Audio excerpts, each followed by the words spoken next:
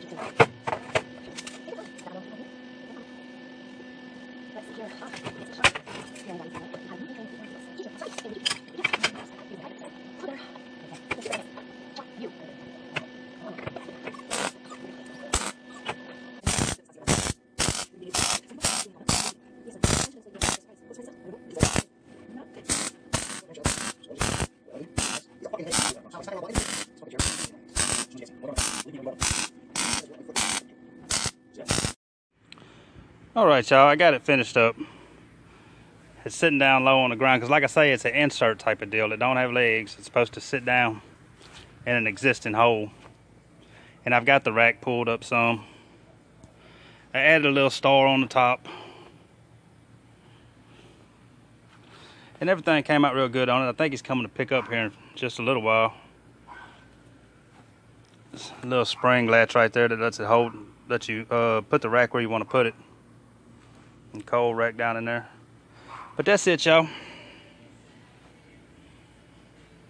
It came up pretty good. I'm fixing to do some that here soon that will have legs and stuff, you know, regular setup, similar to that size.